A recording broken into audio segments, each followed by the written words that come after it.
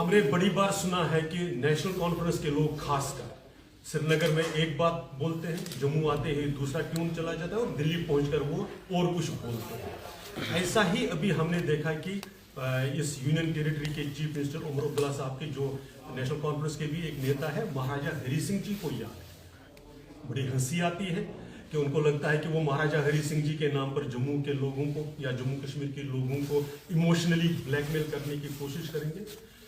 उनको ध्यान में नहीं है शायद कि लोग जानते हैं और लोगों को पता है कि नेशनल कॉन्फ्रेंस ने महाराजा हरि सिंह जी के साथ क्या किया। सिर्फ इतना ही नहीं कि उनको यहां से देश निकाला कर दिया और वो भी बड़ी चालबाजी के साथ। जब महाराजा हरि सिंह जी ने 1947 में जुलाई मास में एक्सेशन के लिए सरकार को, दिल्ली सरकार को, भारत सरकार को अप्रोच किया था, तो नेशनल कॉन्फ्रेंस के नेता और कांग्रेस के जवाहरलाल नेहरू जी ने मिलकर उनके उस सुझाव को नकार दिया। ये first prime minister Jawaharlal Nehru ji ने खुद पार्लियामेंट में कहा कि हाँ, हमारे को अप्रोच किया गया था लेकिन हमने उनको मना कर दिया। फिर जब एक्सेशन हुआ उसके बाद जब हमारी भारतीय सेना जब जम्मू कश्मीर के इलाकों को इन्वेडर्स से मुक्त करा रही थी, आगे बढ़ रही थी, तो फौज जो अफसर्स थे उनको कमांड दिया गया, 10 फॉर नो फर्दर, आगे नहीं बढ़ना। क्यों? ये भी सब लोग जानते हैं, क्योंकि जो यहाँ के नेता खुद को कहते थे उनका इन्फ्लुएंस कहाँ तक लिमिटेड था।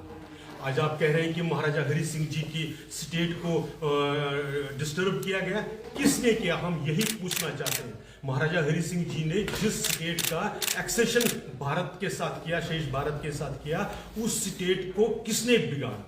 किसने ऐसी हालत खड़ी कर दी कि यहाँ पर इसको यूनियन टेरिटरी बनानी पड़ी? इतना ही नहीं, व्यक्तिगत जो वेनम महाराजा हरि सिंह जी के खिलाफ बोला गया, जिस प्रकार से उनको और ये सिर्फ जो नेशनल कॉन्फ्रेंस के फाउंडर प्रेसिडेंट थे उन्होंने नहीं किया।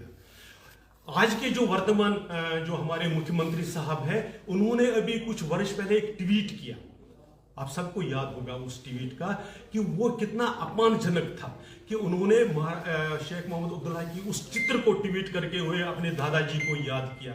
आप महाराजा हरि सिंह जी की विरासत के आप आज क्लेम करना चाहते हैं।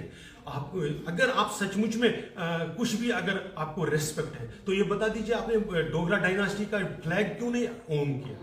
उन्होंने जिस स्टेट सब्जेक्ट को बनाया था, जिस डेमोक्रेसी को ग्राउंड लेवल तक पंचायती राज के रूप में लिया गया था, आपने उसको ऑन अप क्यों नहीं किया?